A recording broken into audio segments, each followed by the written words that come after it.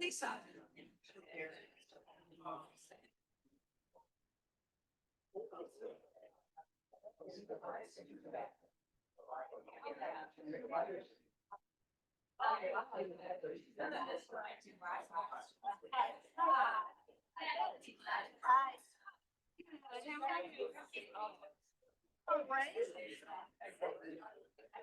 What's that about? She no.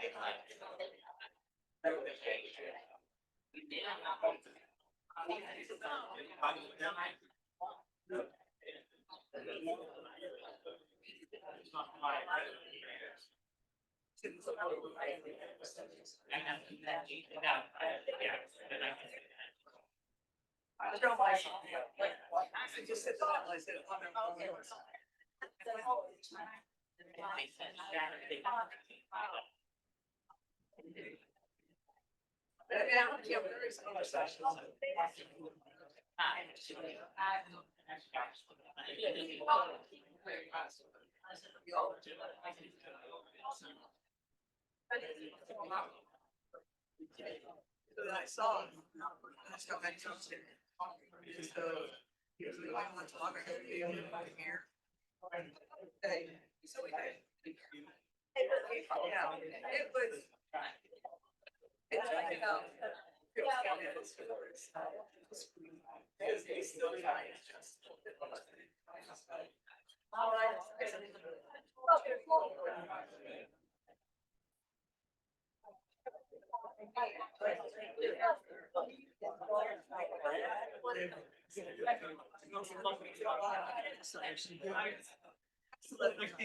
The light goes on. James, can you hear me now? How's this sound? Yes.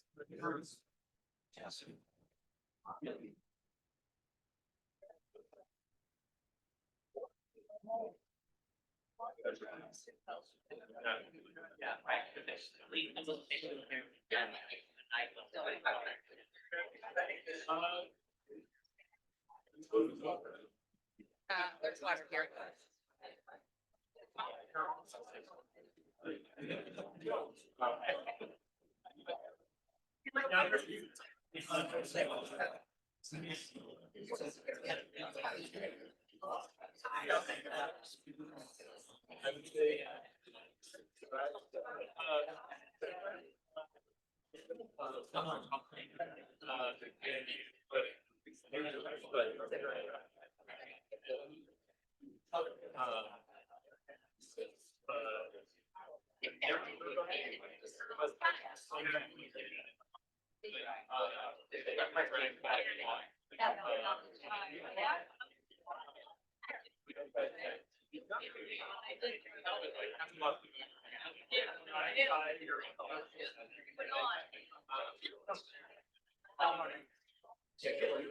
So that's the thing. Yeah.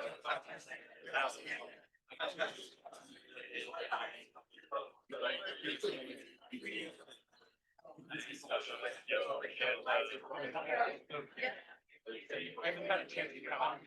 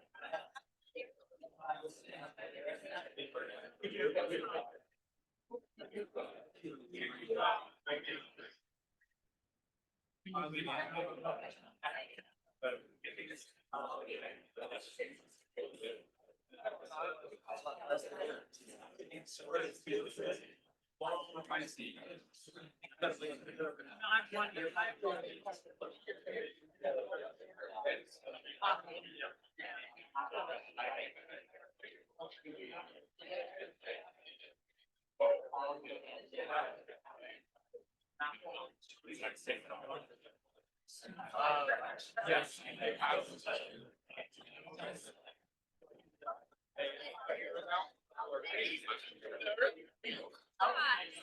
Somebody there, but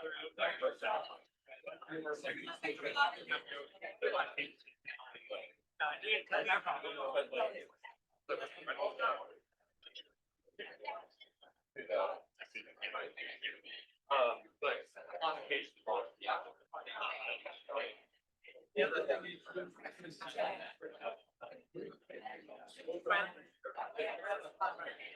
No, no, she got it right. No, no, no.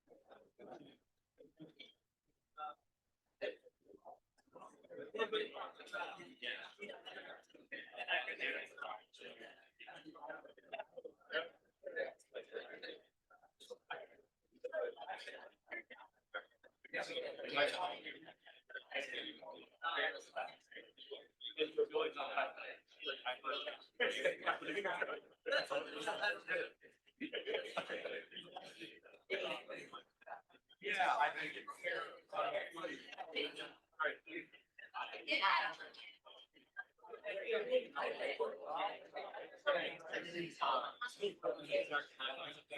I do want to set.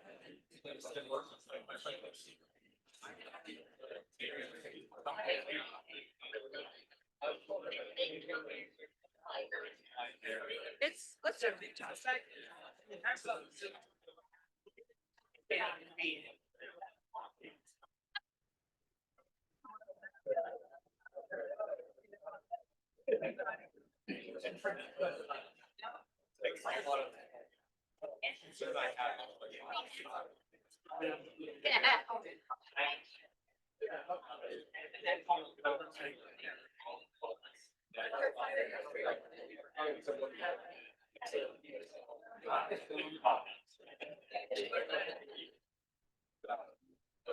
We don't know. No, we don't know the question. We just know the topic.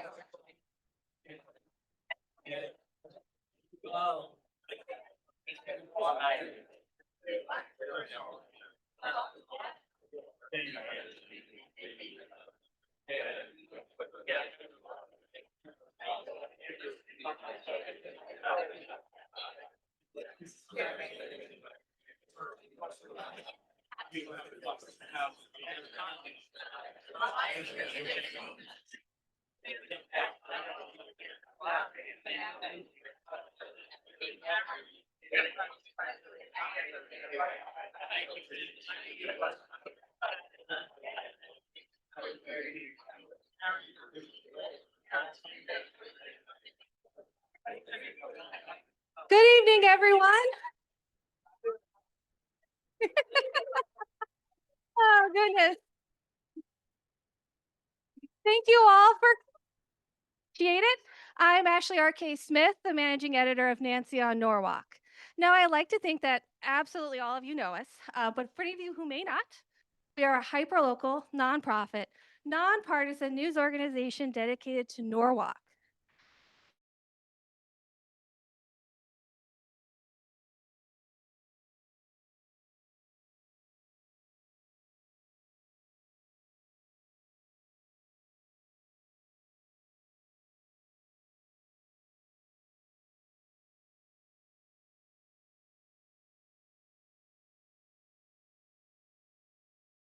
Mayor Mark Burns, who will be serving as our moderator tonight.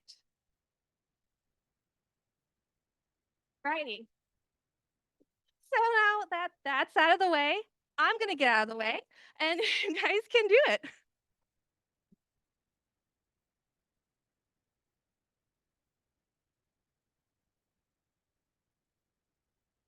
Should be on. Is mine on? Yes. Good evening. Try getting a little closer. Thank you all for coming. I appreciate it. Thanks to the library for hosting. And thank you to the campaigns for working with us and making this happen. Tonight's questions were developed by the NancyOnNorwalk team, myself, Ashley, and other board members and volunteers with journalism, editorial, and communications experience who are all longtime Norwalkers.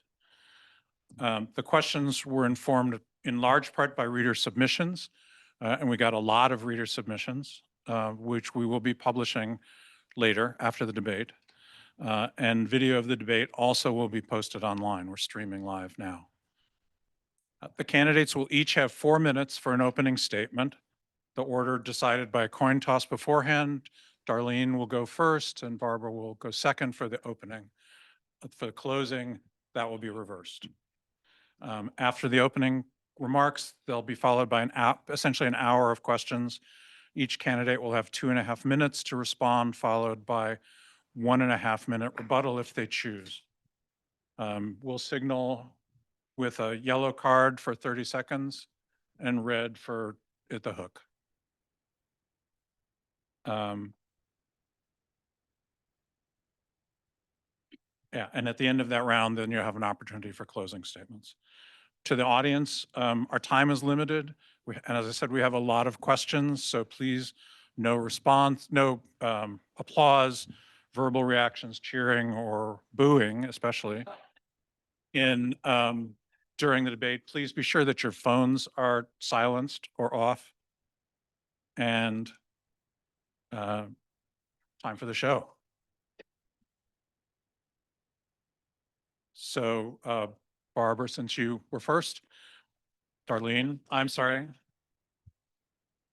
I apologize. Let's begin with leadership, your vision for Norwalk, your differences, and, oh, I'm sorry. Opening statement. I'm getting ahead of myself. I apologize. I'm trying to get a lot of stuff into an hour. I apologize. Darlene, you may go. Thank you. Can you hear me?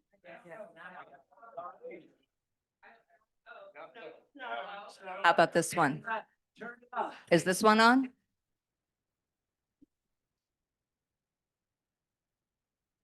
Thank you. So first, I want to say thank you to NancyOnNorwalk for arranging this debate. When I look around this room, this is what democracy looks like. This room is filled. We are overflowing. And so that means that it is time. People are ready for something different and to have these sorts of opportunities to talk about how we feel. So I thank you for that. But before I begin, I think I would like to just say, we need to just say some words about Greg Burnett in honor of him. Greg Burnett was a leader in this community and will be sorely missed. We did something for him a few days ago, just as city employees, to recognize all the work that he's done, but we will always remember him. And so I just want to say that and acknowledge that, and how appropriate it almost feels that we are doing this. Greg would be here in the front lines participating in this process. So I just wanted to say that. So as we move forward with this, I want to thank you for being with us to get to know me a little better. I've been door knocking and answering questions, but I think this is the opportunity where we together can ask questions and have them be answered. I'm going to move this so I'm not leaning over like that. So to tell you a little bit about myself, I have 30 years of experience working with the city.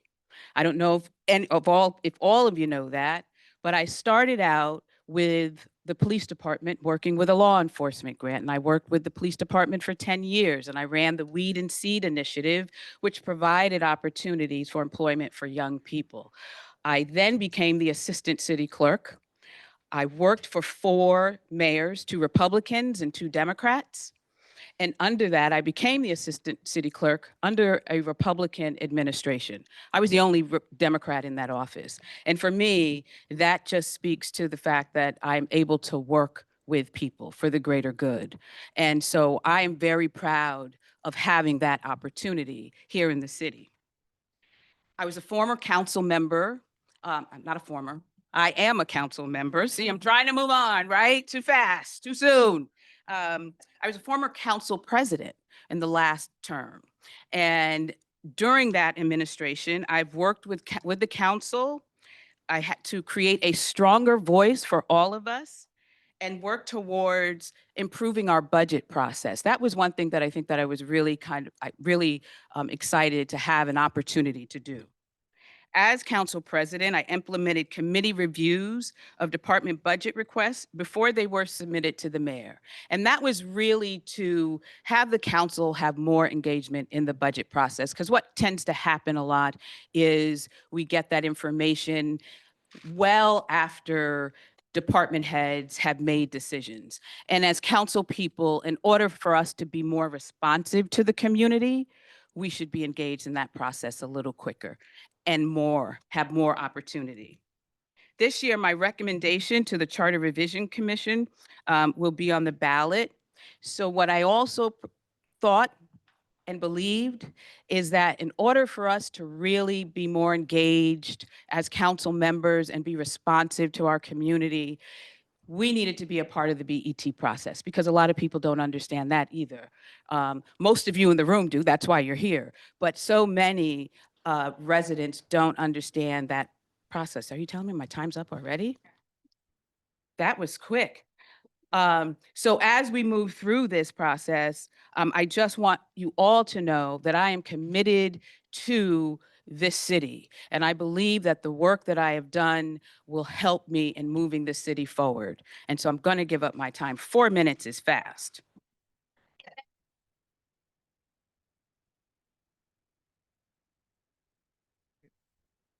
Go ahead. Thank you to everyone for being here tonight. Can you hear me? Yes. Okay. And thank you to NancyOnNorwalk for organizing this debate. And thank you for remembering our dear friend, Greg Burnett. I'm not going to mince words. The stakes for this election are high. We need an experienced leader with the grit, determination, and compassion to guide Norwalk through difficult times. For years, I've served on the Common Council, engaging in tough conversations about growth and development that shape our city's future. I've worked to create housing that actually serves working families, like the affordable units at Wall Street Place, and I know firsthand we can do a lot better. In my first year on the council, I supported the city reorganization that brought professionalism to City Hall and stopped backdoor handshakes and secret deals of the prior Republican administration.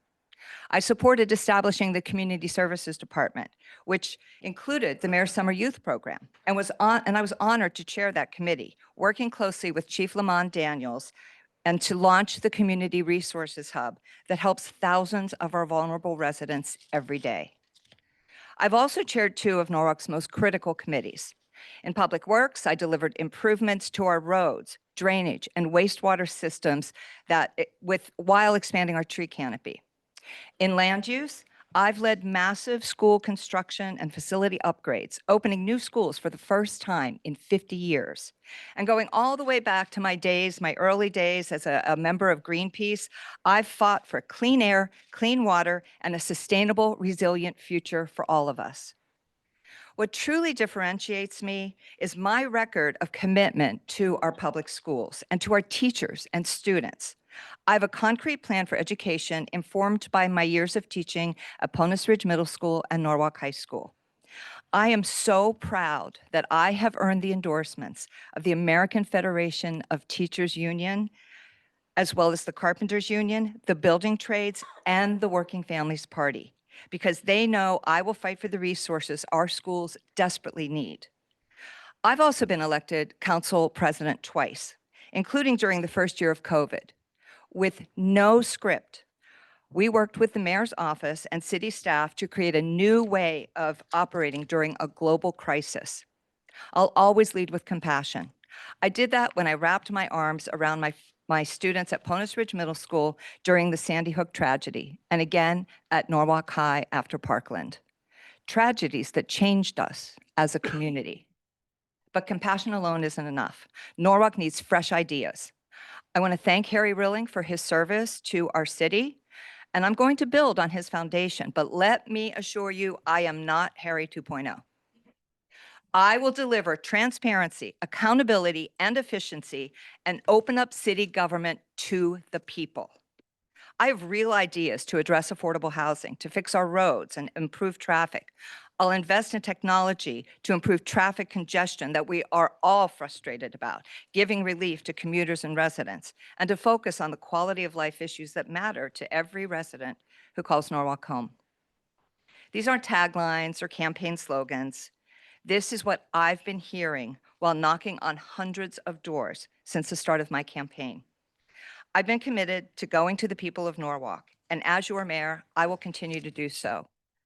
We've already been facing tough times under Donald Trump's administration, and I think we all know it's not getting any better anytime soon. That's why I'm prepared to lead Norwalk starting on day one with experience, leadership, courage, and compassion, because this election isn't just about choosing our next mayor. It's about choosing the future of our city, and I'm ready to fight every single day for the families that call Norwalk home. Thank you both. Now, let's begin with leadership. Your vision for Norwalk, your differences, and how your experience shapes the way you would govern. Darlene, first again, you've served together on the Common Council, so you know each other well. What do you admire about your opponent?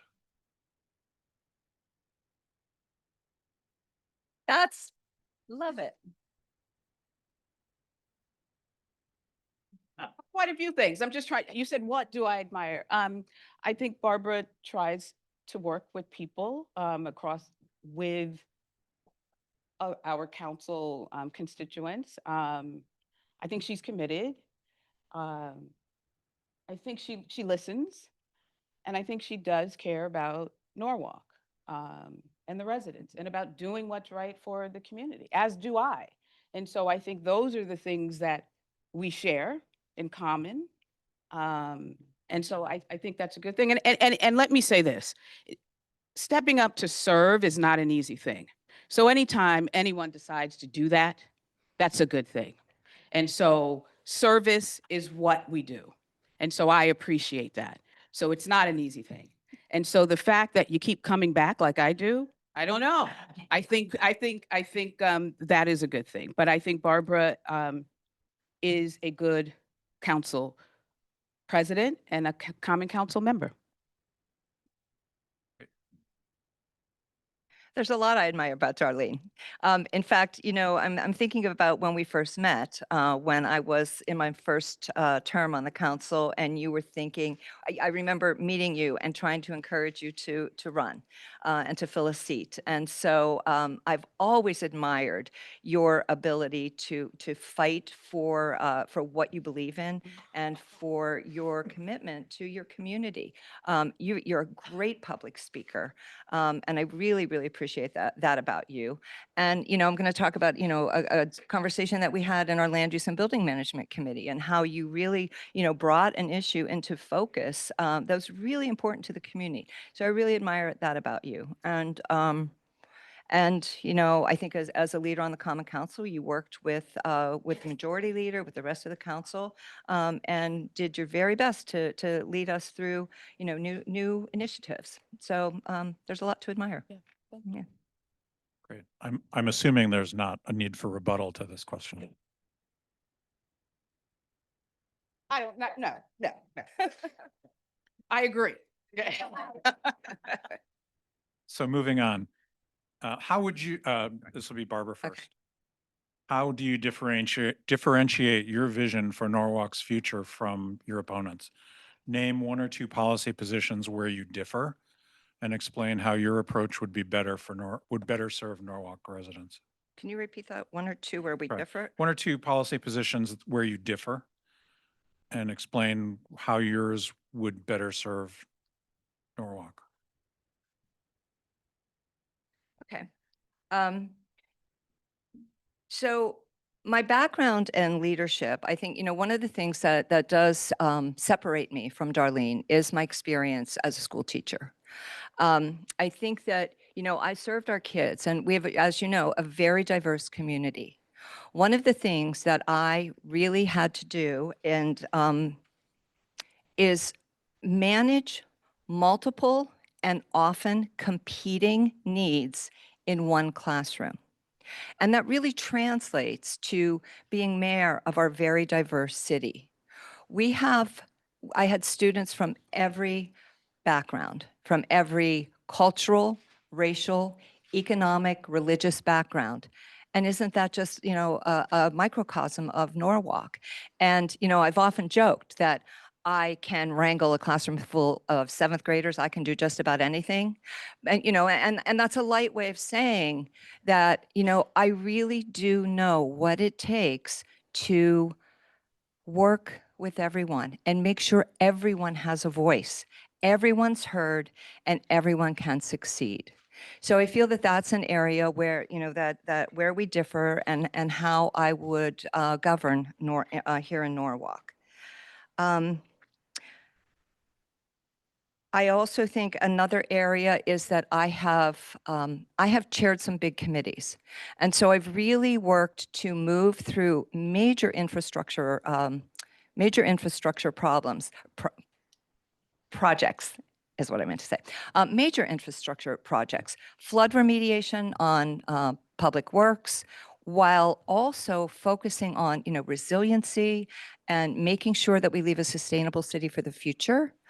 And then, I think about, my commitment to our public school, to building new schools.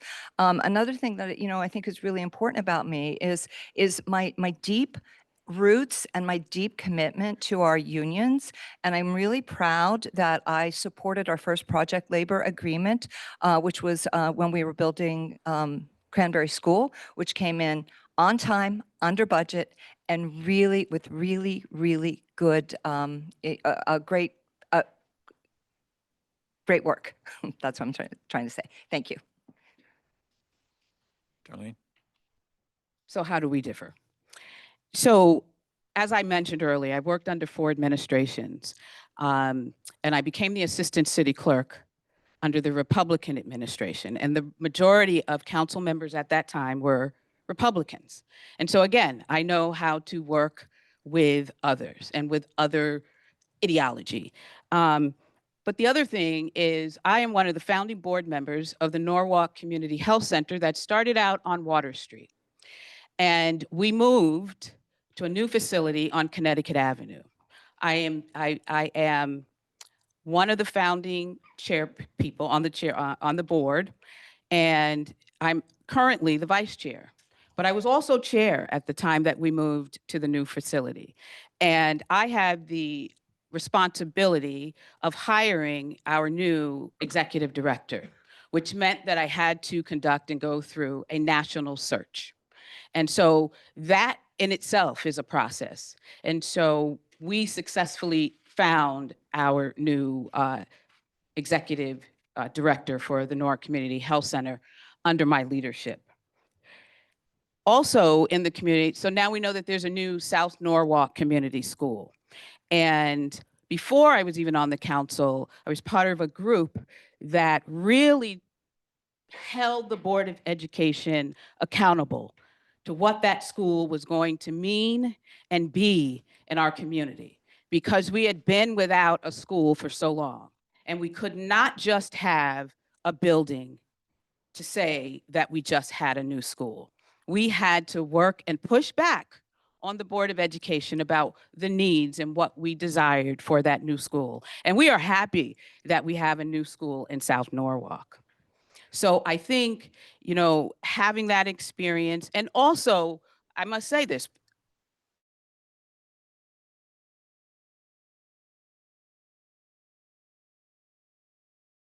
I have dealt with all nationalities of young people. I have been able to do that, and I'm now on second generation. So I know what that's like dealing with young people.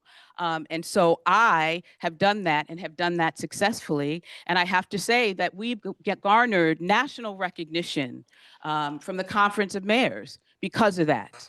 And so I'm proud of that. Other things that I've done with Weed and Seed, I've had home ownership programs. I've had at least 4 residents be able to buy their first homes in this city. And lastly, the thing that I'm also happy about, I sit on a board called Mutual Housing, where we deal with senior housing. And I'm part of an organization that will be building senior housing in this city. So I've had Time. experience in that realm as well. So I think that is something as well that differentiates us. Thank you. Rebuttal, do you choose to?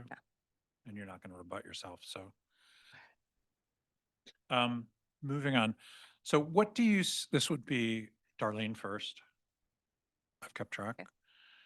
What do you see as the single biggest opportunity for positive change in Norwalk in the first term of a mayor elected this year?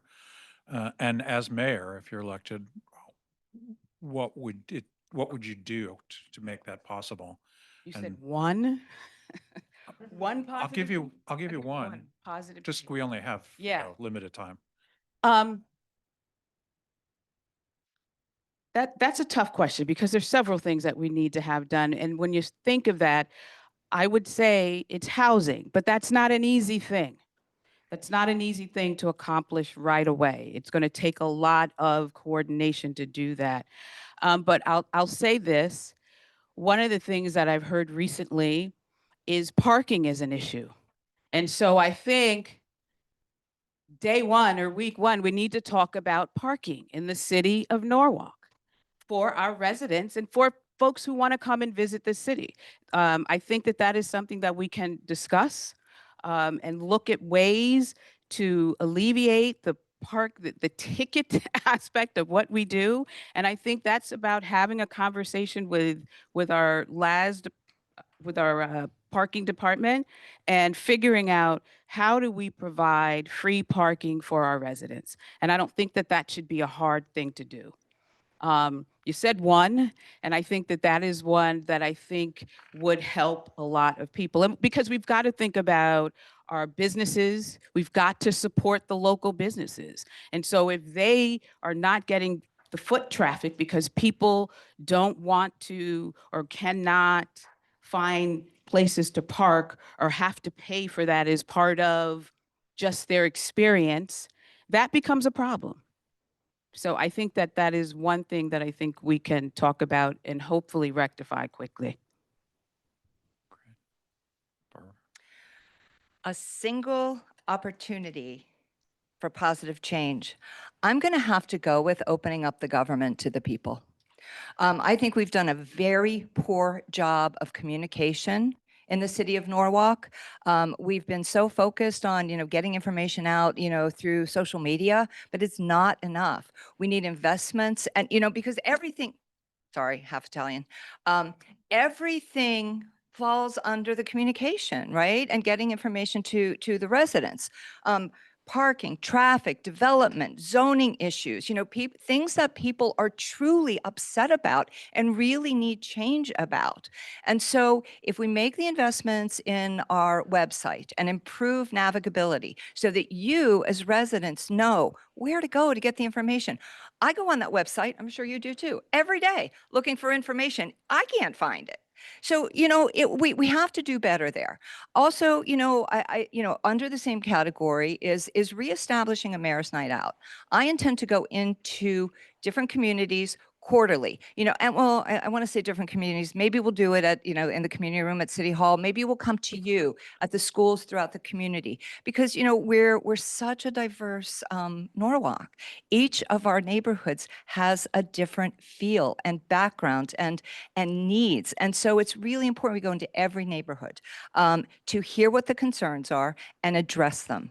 So, and I'm just going to, one other thing that I'm going to add here, in addition to just really opening the government and better communication throughout, is just thinking about our discourse and being kind.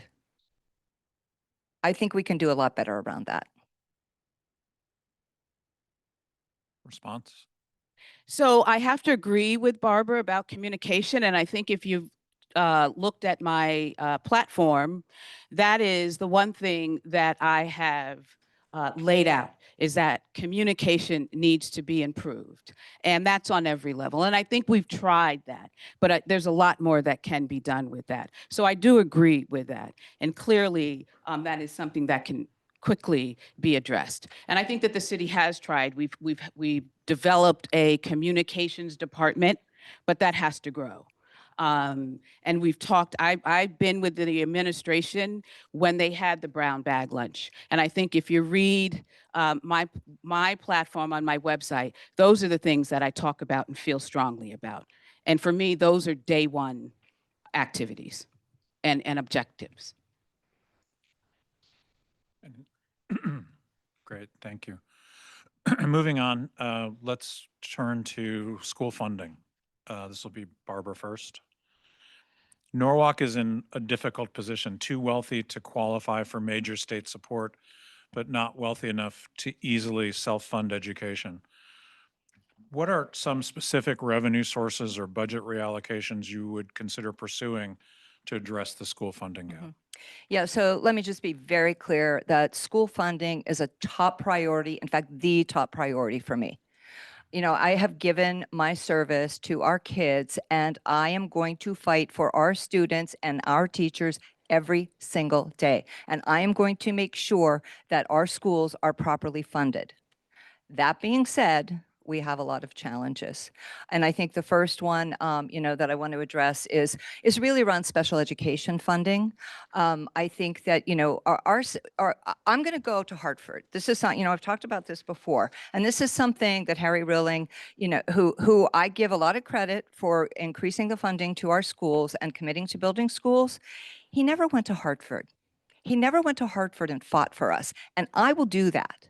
We have a state delegation, and I see some of them here, who do fight for us. Hi, Kadeem.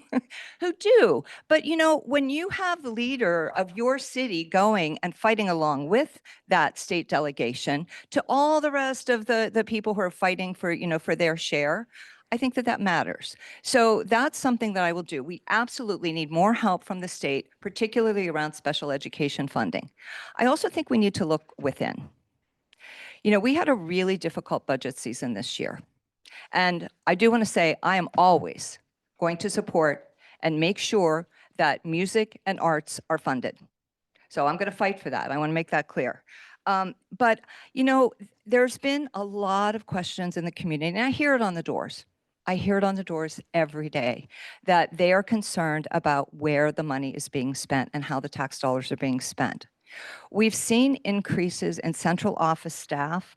And, I'm not saying, maybe we just need to have more transparent and conversations about this. But I do know we've gone from 2020, we've gone from 18 central office positions to 32 in 2024. That's a lot. And instructional and specialists who work with teachers, support teachers. In 2020, we had 52. In 2024, 127. I have questions about that. Now, there may be good reasons, and we may see that the data shows that, there's huge increases in student achievement. It's not what I'm seeing, though. So I'm going to ask those hard questions, and that's the thing that I have, is the experience in the classroom to know the questions to ask. I also Time. think, oh, okay. Repeat the question. Okay. I'll skip the first part of the question, but what are some specific revenue sources or budget reallocations you would pursue to address the school funding gap? Well, first, let me say, I don't think that education should ever be a political football, because that is what we do way too often. And we find ourselves in this position right now talking about the things that we would do, right? In order to make sure that we are providing the best education.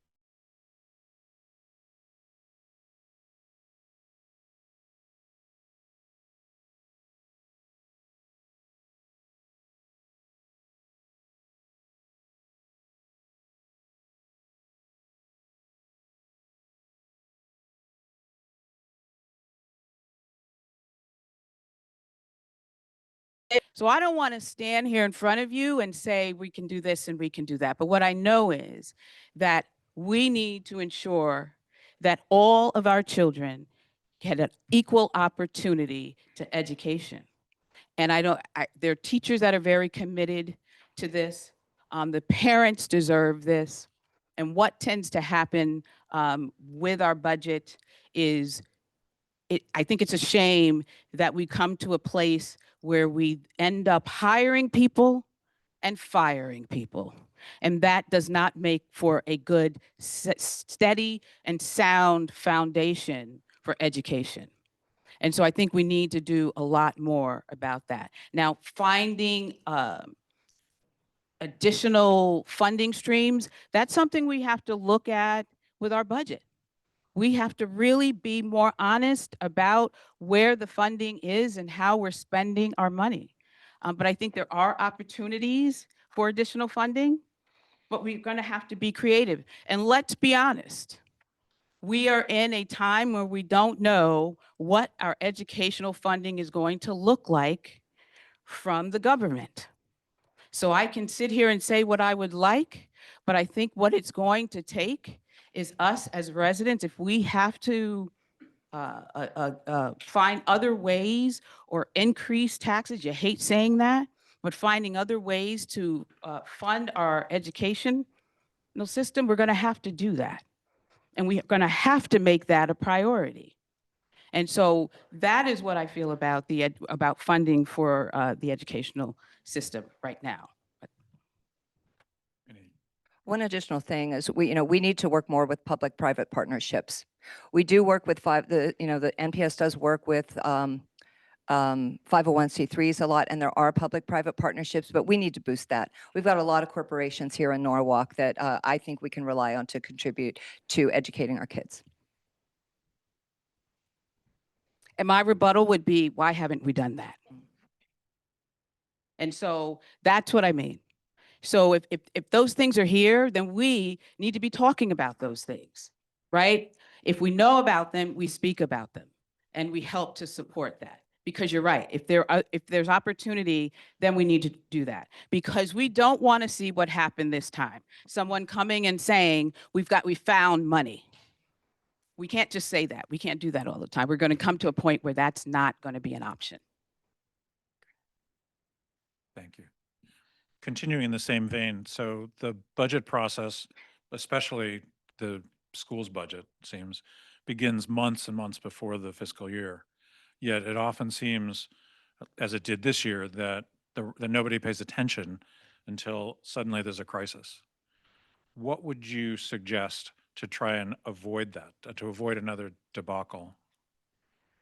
That's me first. That's your So I believe that as mayor, it is incumbent upon that position as mayor to be a part of the Board of Education meetings and spending more time being engaged in those conversations. I think that is critical to us just having to transparency and having those conversations and being aware in real time about what is going on with our funding. I also think that we also would need to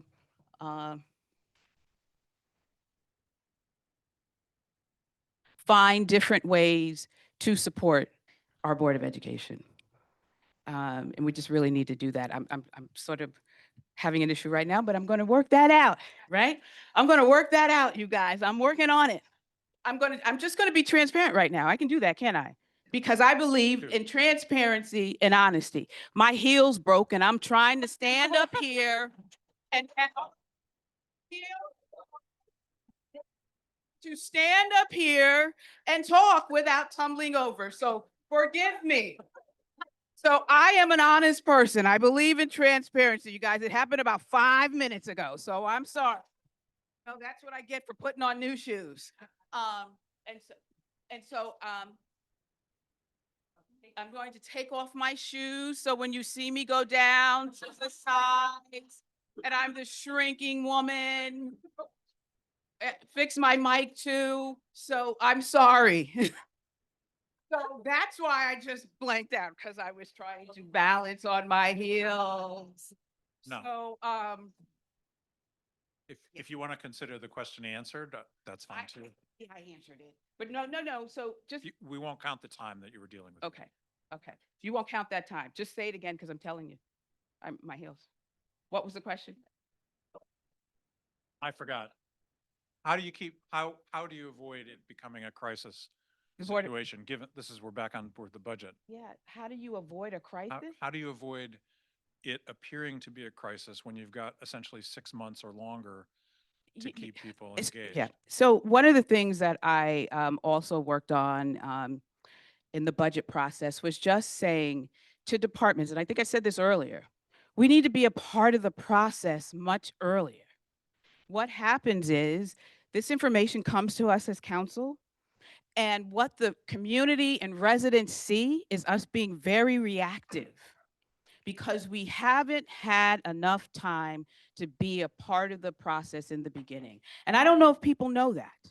And that's with even our city budget. And so that is why I proposed that we be involved and engaged much earlier. Our staff at City Hall spends a lot of time, almost 10 months out of the year, it seems, with the budget. People don't realize that. But by the time it comes to us, it's fully together, and now we have to pick it apart. And sometimes it looks kind of crazy when you see us during the budget session.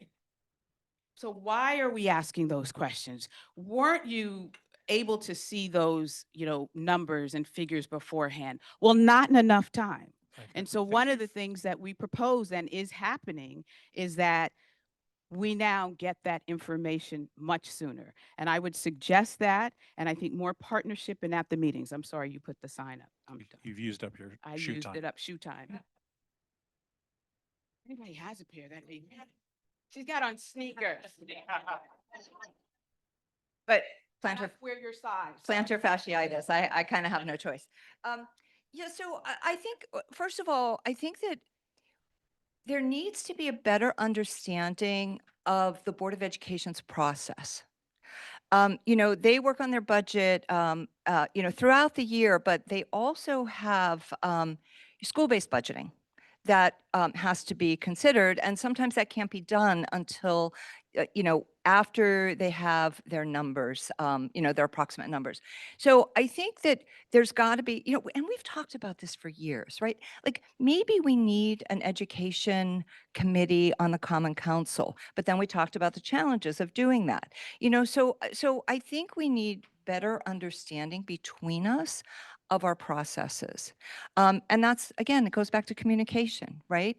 And I think about this budget season, which was just, it was awful, and I want to say to my Board of Ed friends here that, what the discourse that was thrown at you was despicable.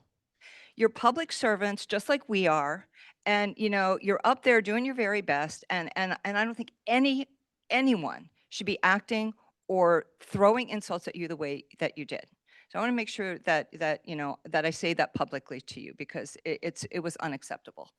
So I think I agree with Ms. Young that we need to improve our communication.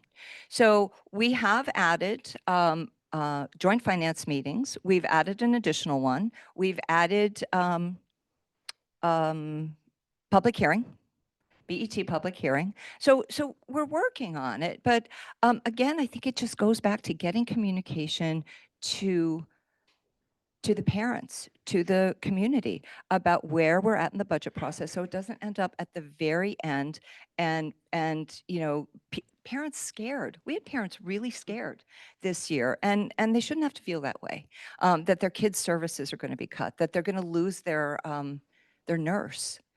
Parents were really devastated. So they shouldn't have to go through that. So I will pledge to improve communication between NPS and the mayor's office and the Board of Education and the Common Council.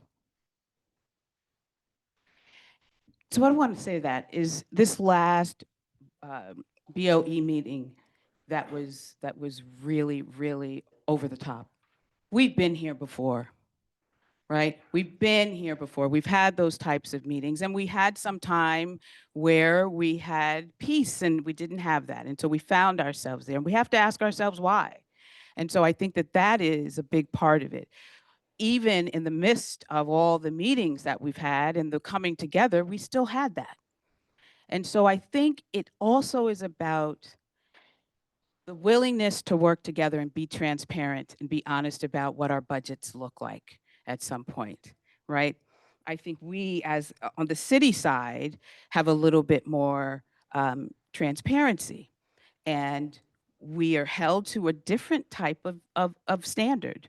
And I think the BOE, and there's not, and this now no fault of their own, you have your own guidelines. And so we've got to be willing to just share information and be a little bit more willing to share that and be honest about where we are. Because we all know that in our budgets, we may have dollars that are I don't want to say left over, but we have funds that we could possibly do other things with. But we need to be honest about that. We need to be honest about that. Just one final thing I want to add, though, because, going back to that really unbelievable meeting with 800 people there,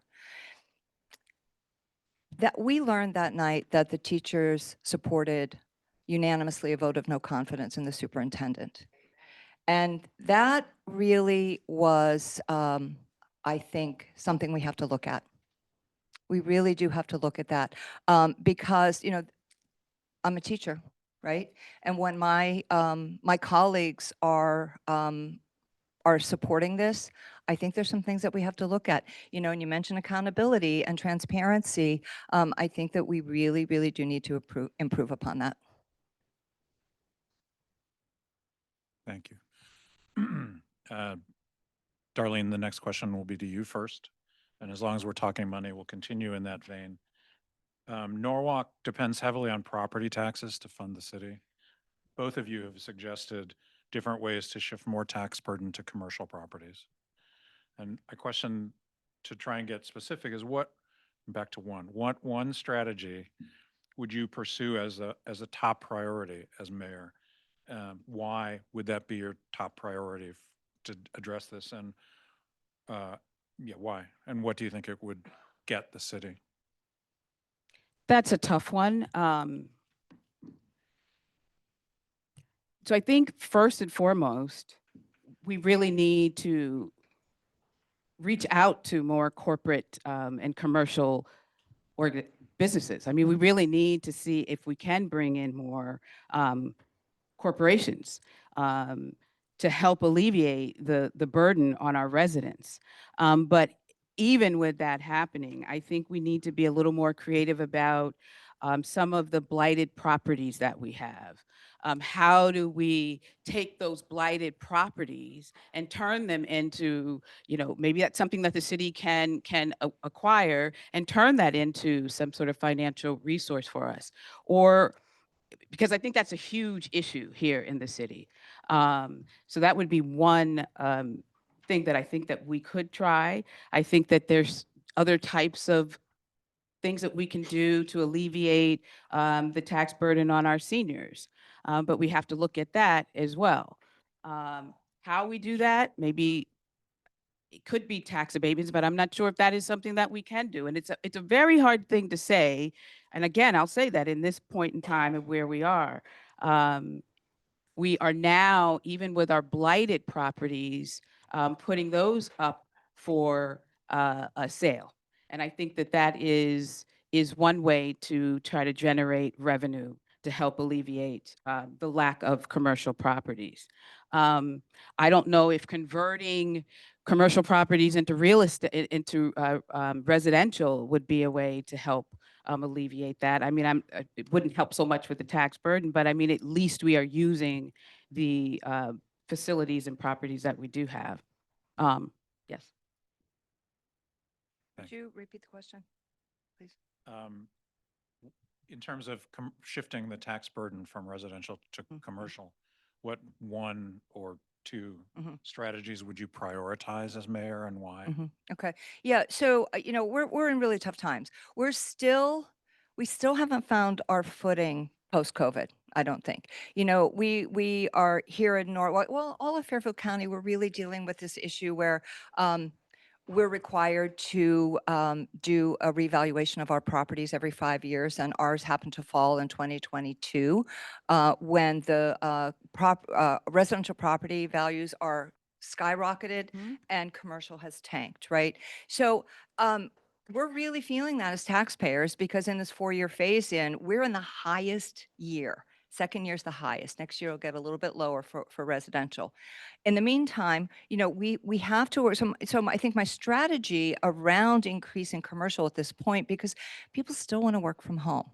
And we have empty office buildings, but I think what we really have to focus on is small business, increasing our small businesses. I've done a listening tour, particularly around the Wall Street area, talking to the local businesses, and so what they're really excited about is Wall Street Place. Wall Street Place opening finally. So, that's under construction and, that's affordable housing, which that's a different question, but that's going to bring foot traffic to those small businesses and give other small businesses the opportunity to come into Norwalk. We need new ideas, incubators, which we have, but we need to boost those and come up with creative small businesses, services that meet the needs of our people. So I don't expect it to be easy over the next couple of years, but we do have to really focus on increasing small business as well as, some larger businesses. I think that, we've got some, empty, what do we have, empty Bed Bath and Beyond, and they're being taken over by healthcare companies. But I think we do need, a place to go and buy bedding and things like that. So, I'd like to see a store like that come in, and that's something that I would work on. I think we've also had Wegmans that has come in. We've got Target. We've got all of those things that have come in, right? And so, are they really going to be able to help with the real estate tax that we have on residents? We don't know. We hope so. And as I had said too, we still have those empty buildings, right? And so we do have to find a way to repurpose them. And I don't know if small businesses will be the thing, but it's a good thing. And we're off to a good start, but we're not there yet. And so we really are going to need to rethink how we do that. As Ms. Smith said, a lot of people work from home now, and finding ways to alleviate the lack of commercial taxes is not going to be an easy task to overcome. But I think the city is on the right track with that. But we're going to need more than just retail. We're going to need other types of opportunities. Great, thank you. So moving on, we'll turn to growth planning and development. There's a lot of growth going on in Norwalk, and we want to talk about some of the priorities for that. So one thing that a lot of our readers raised is Manresa Island, now Manresa Wilds. It's got a lot of support, but it also raises a number of concerns, particularly around traffic and the impact on other city resources. So this is Barbara first, and I apologize because I flipped, but what conditions could and would you require to protect the city's interests? Are we talking about specifically around Manresa or? around Okay. Manresa. Yeah. So that's a big hot topic, and we all have concerns about Manresa. As amazing as I think the McCords are in terms of the generosity to the city, we're very concerned about traffic. We're very concerned about Woodward Avenue, what may happen there with traffic, and the communities around. Village Creek, Harbor View, Harbor Shores. These are communities really concerned about the impact. So I will make sure that, and I've talked to the McCords. I've met with them, had conversations with them.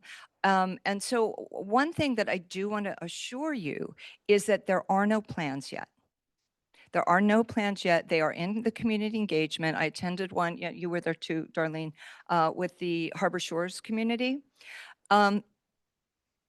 A lot of tough questions were asked, and they were very clear that there are no plans yet, that they are creating the plans based on the community feedback.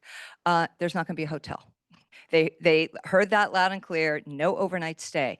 So while I'm impressed that they are listening and they do want to keep traffic from coming down Woodward Avenue, what I would look at is, in order to make sure that we're ready for whatever it is their plan is going to be, which will have to go through a zoning process, which will have to, require all kinds of permits and zoning. And once we get there, then we know what our needs are going to be. So they are paying taxes. My understanding is they're paying $170,000 a year in taxes that NRG was paying. And that's a good thing because they don't have to do that as a 501c3. They don't have to do that. I know, Roma, you've got, yeah. But I might look at a pilot, which is a payment in lieu of taxes. That might be something that could be beneficial. But I think more importantly, and I talk about this a lot, is the community benefits agreement. I would demand a community benefits agreement so that, they are making sure that they are contributing to the wear and tear that may happen on Woodward Avenue. They're talking about water taxis, and God knows they've got enough money to invest in these types of things. I do also know too that they're talking with the city and the state, and they do have plans to collaborate. But even that has not been. It can't be talked about in any kind of detail until they have a plan, until they go through the whole zoning process. And so, it's one of these things. It's like we just have to take it as it comes, see what we're dealing with. Darlene. Am I repeating that?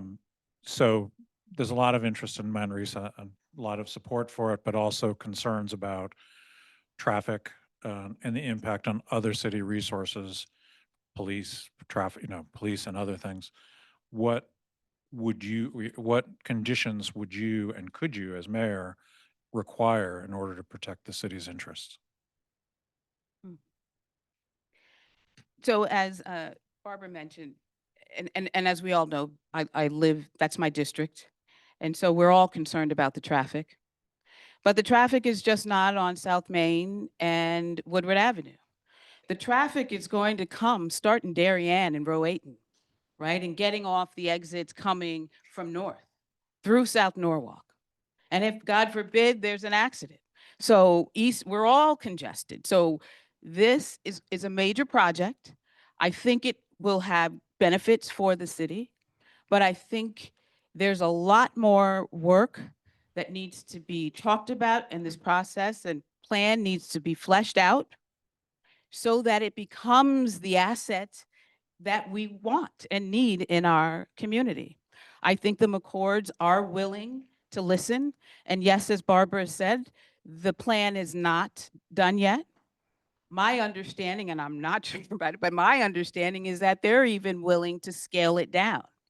And so we just have to make sure that our concerns are addressed and heard, because we're going to have to live with this for a very, very long time, depending on what this ends up being.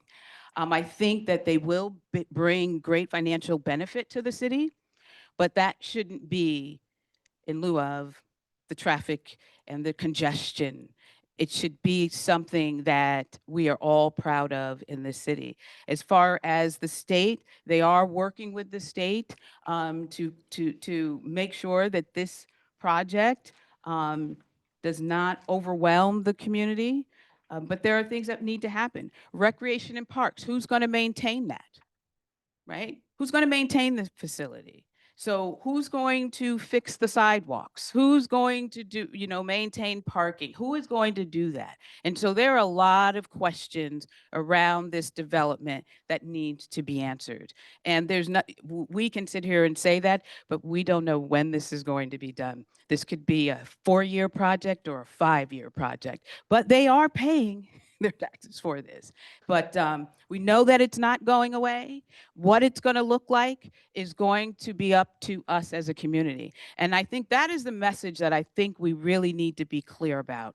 And I know my time's up, because what I've heard from a lot of people, not a lot, but enough to be concerned about it, is that this project costs so much money and this city can be bought.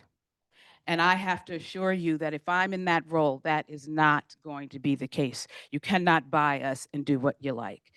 So I want to be clear about that. And I don't think that that is their intent, but that is something that I want you all to know, that that's not how we operate in Norwalk. Just to add, I want to make sure that this project benefits the people of Norwalk, as opposed to it being a regional destination.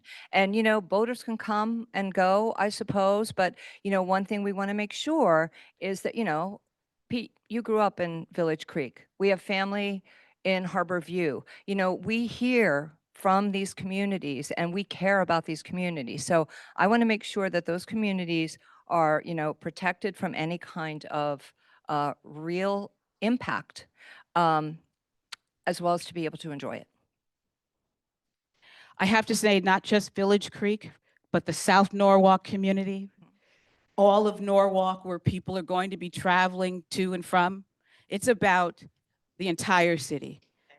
Okay, thank you. Thank you.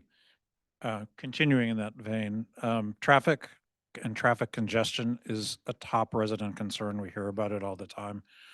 What is the mayor's role, or what can be the mayor's role in coordinating with state and federal projects, which obviously are the biggest cause of a lot of it? And what city-led measures would you prioritize to improve local traffic flow and safety? Who's first? This is Darlene first, I'm sorry. Traffic flow. So traffic and traffic is a problem now because we've got a lot of box buildings. We've got a lot more apartments, right? And the reality is people drive. But we are looking to the future to lessen, decrease our dependency on cars, reducing our carbon footprint, becoming more sustainable.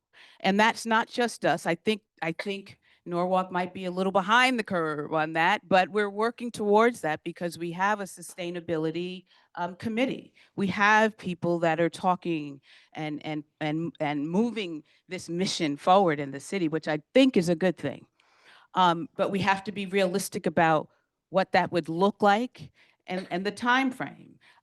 Cars are not going to disappear overnight.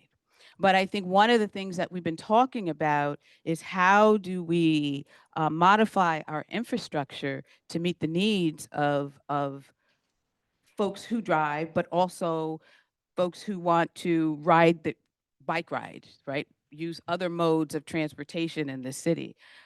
So I think it's going to take some ingenuity. It's going to take some thought. It's going to take all of us to figure that out on what we need to do to make sure that we can lessen our reliance on cars. And I think that that is something that we've also talked about with zoning. I have to remember that. So with zoning, we've talked about minimum parking requirements. At one point, we're talking about eliminating parking in developments, but I don't know if we're there yet because people still rely on cars. But as we grow communities and make our communities more well-rounded and have resources that people maybe can walk to a local grocery store, that helps with our lessening our reliance on automobiles and cars. But funding that, I think we'd have to go to the state as well and help to move that initiative, but support what our sustainable streets folks have been pushing. And I think that we can do that. I think that there's a will to do that. One of the issues, and I'll just share this too, that we've talked about was even local train service on the Danbury line with electric vehicle, with electric, what do you Time. call them? Trains, choo-choo trains, right? I was gonna say caboose, but that's like from a storybook, but with trains. And so I think that's an innovative Time. thing. I'm sorry, That's okay. I'm sorry.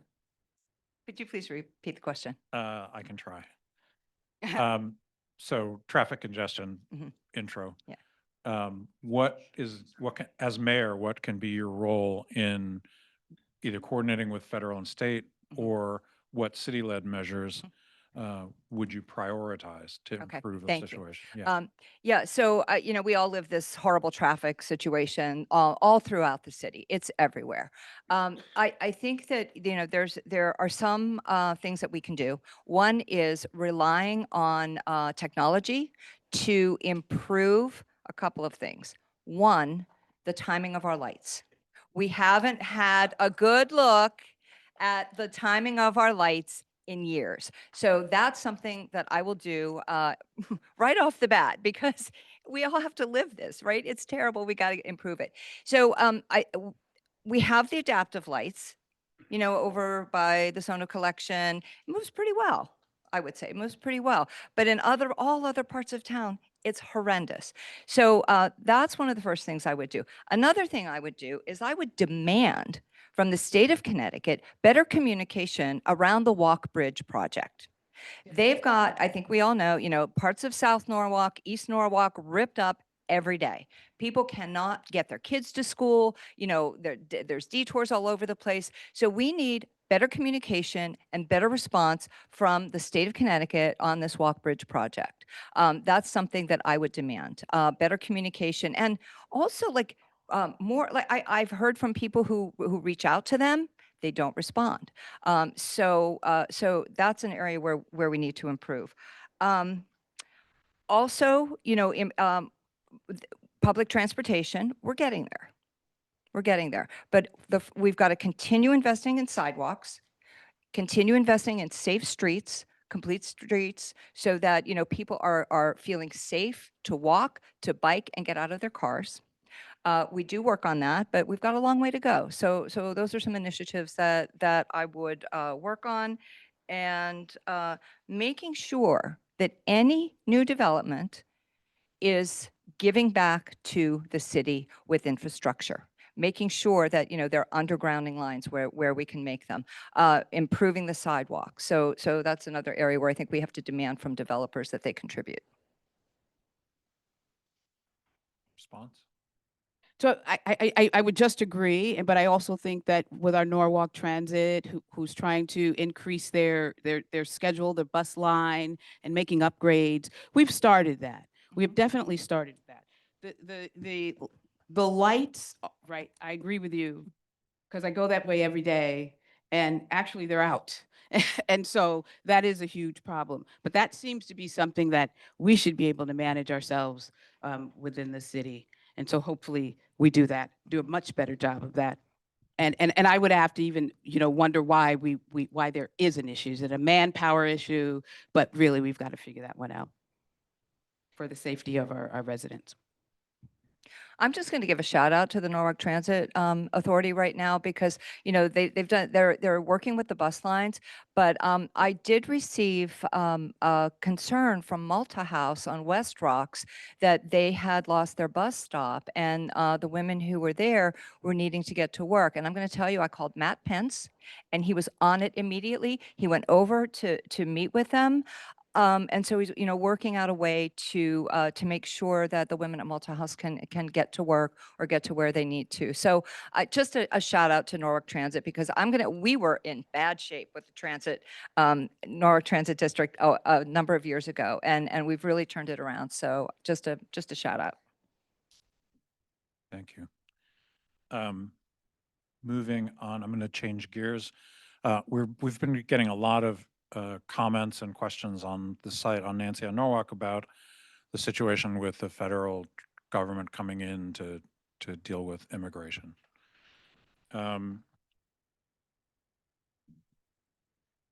You both have emphasized protecting vulnerable populations.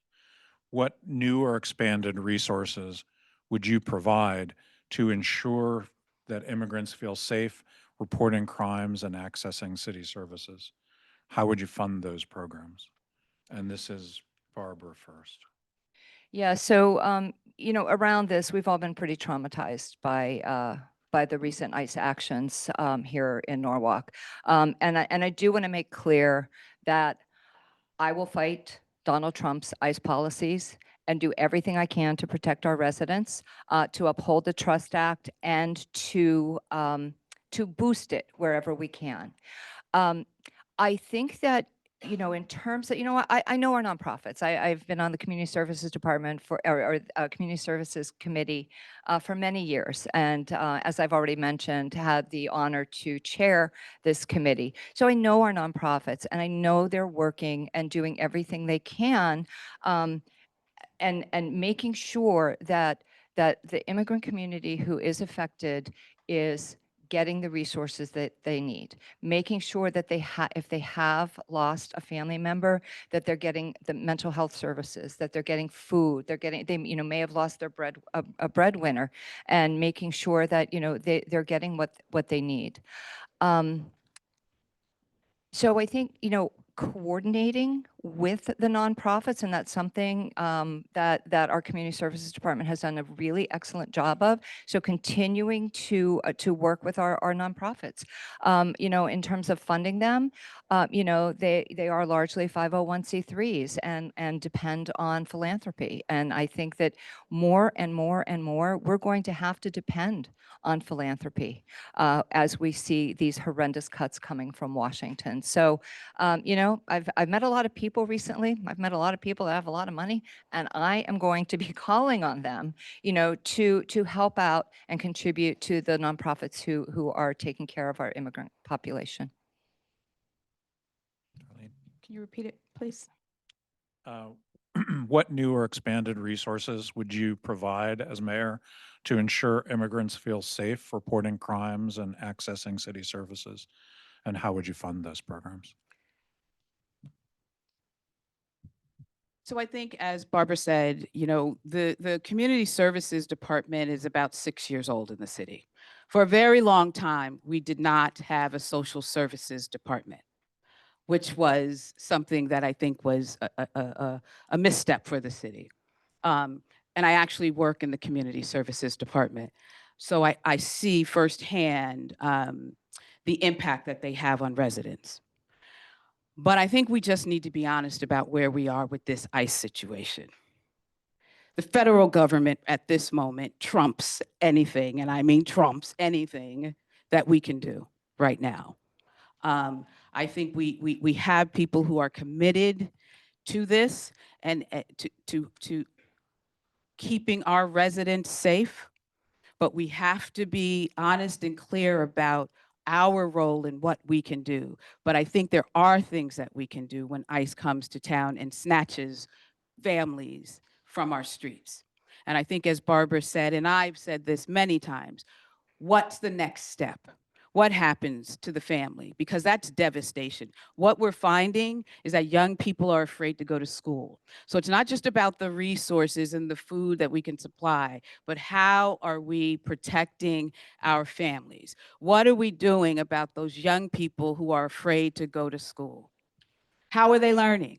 And so there's a lot more that we need to talk about in addition to what's going on.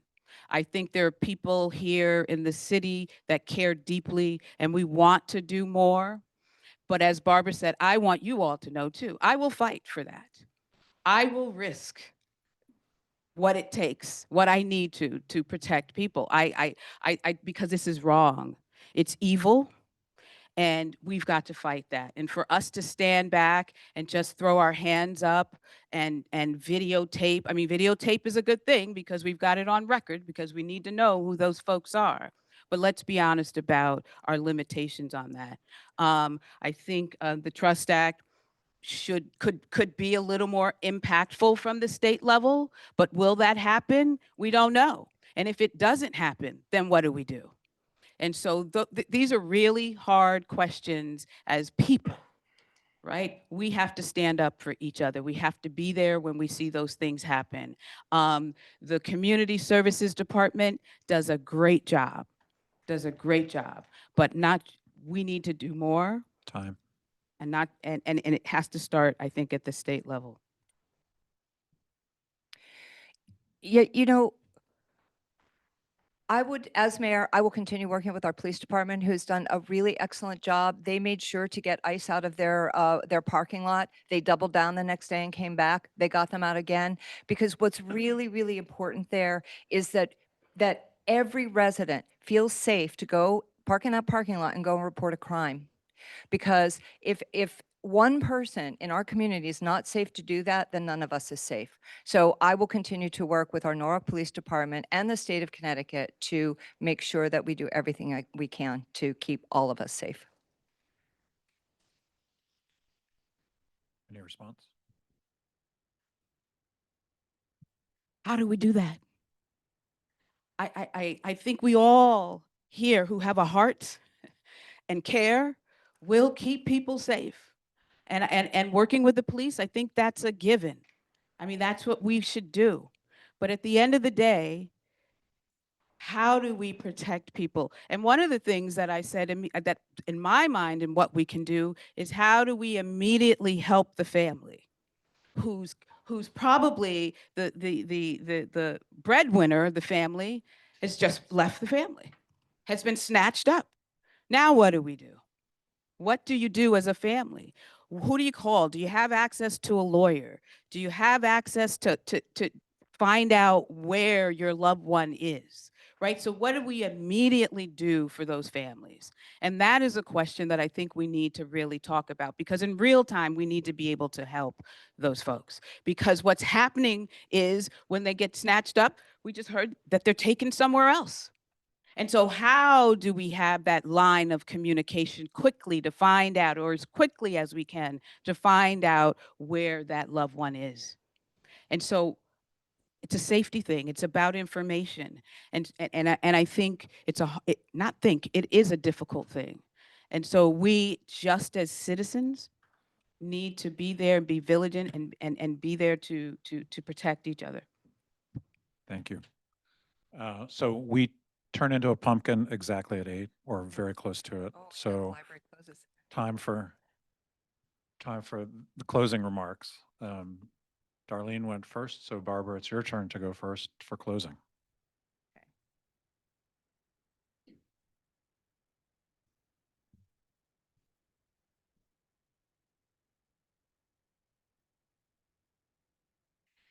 Thank you again for being here tonight. I'm running to be your mayor because Norwalk's future is too important to leave to chance. I care about our residents. I love this city. And I'm ready to fight for the kind of community we will leave to our children, grandchildren, and future generations. My family and I, Pete's right here, chose to make Norwalk our home because of its diversity. My children went through our public schools and were enriched by growing up here. I want future generations of Norwalkers to feel the same way and to know they can afford to build their lives here. I'm proud to have been a Norwalk Public Schools teacher. Teaching taught me resilience and grit.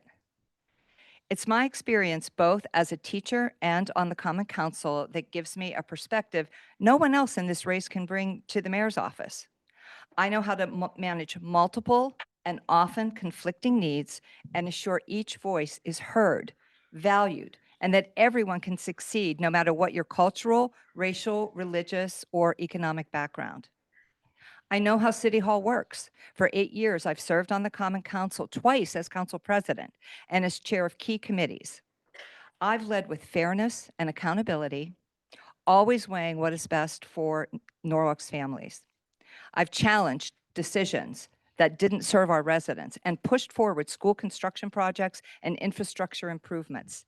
That's the kind of leadership I will bring to Norwalk on day one as your mayor. When I talk about affordable housing, I'm not talking about a slogan. I'm talking about making sure the people who keep our city running, our teachers, police officers, firefighters, and working families can actually afford to live here. I've earned the support of the American Federation Teachers Union, the American Federation of Teachers Union, carpenters, building trades, and the Working Families Party. These endorsements do not come easily.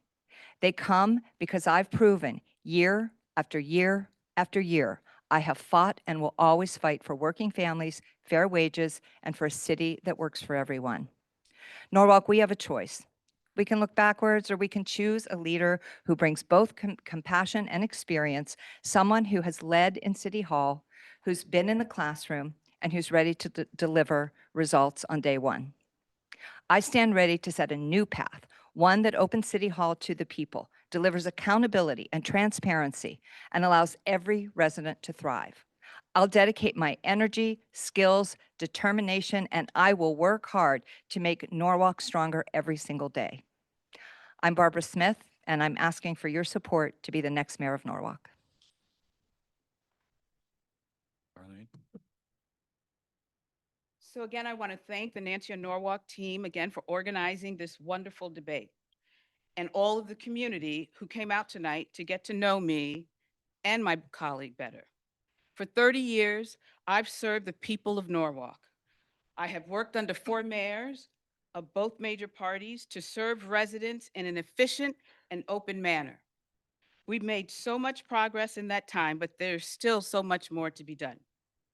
We must usher in a new era of innovation to solve our city's most complex challenges, and this requires a commitment to collaborative, community-driven leadership. During my leadership role in Norwalk over the past 3 decades, I have always been willing to challenge the status quo and fight for what's right, along with people of this community. I'm not beholden to anyone except the voters and the community I serve. My entire 30 years of public service career has been about fighting for the people of Norwalk. I have fought hard to bring expanded healthcare to Norwalk, finding the funding and cutting through bureaucracy and red tape to get the community health center off the ground. Together with our founders, we took it from an idea to a concept, to a startup organization, to one that serves 14,000 people yearly. People often from low income and marginalized backgrounds, getting folks the healthcare they need and deserve. And these kinds of community programs that protect all of Norwalk. We deserve a basic standard of living, free from blight and crowded streets. We deserve green spaces and places to be in community with one another, affordably with our family, where our families can remain in Norwalk, aging in place with the support of each other. The programs I've championed exemplifies the kind of community I want to live in. From the first year of my service until now, when I see a need, I fight for it. I find ways to get the job done. I assemble the stakeholders and I build consensus to get my programs off the ground and into the homes of Norwalkers that need them the most. I know I can fight the Trump regime's funding cuts because I've done it before. My programs have faced adversity and I have always overcome it. And I'm still here. The programs are still here and thriving and serving hundreds of Norwalk families annually. And I'm resilient. I didn't get a chance to really talk about how resilient I am, but I am resilient. That heel, you did it. Yes, did you see my shoes? Boy, I know how to shift. Okay. My work and time in this city proves that. This work is my passion. I love what I do, and I've done it quietly for years. Fighting for the community I love. To my team, I am proud of the work we were doing, and I thank you for your dedication to this campaign. I could not have done this with working groups, and our policy discussions have convinced me the best is still yet to come for Norwalk. Our future is so bright, so bright. I have no doubt that under my leadership and in collaboration with the exceptional talent we have in this city, because we do have talented people that work for the city of Norwalk, we can forge a prosperous future for all of our citizens, one that is more affordable, provides housing for all income levels and every stage of life, that follows our families to build generational wealth, live in comfort, and enjoy exceptional, well-funded schools. We will continue to build our abundant parks and green spaces so we can congregate with one another, because these are the services we all need to thrive, not just survive.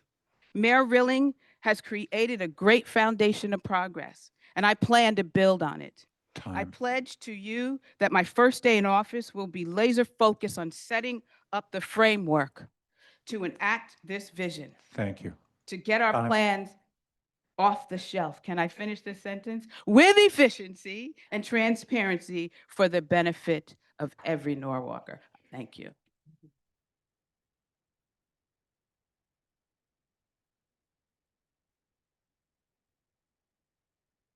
On behalf of Nancy on Norwalk, I want to thank both of you for coming out and bearing well your souls, I guess, but Bared my soul today.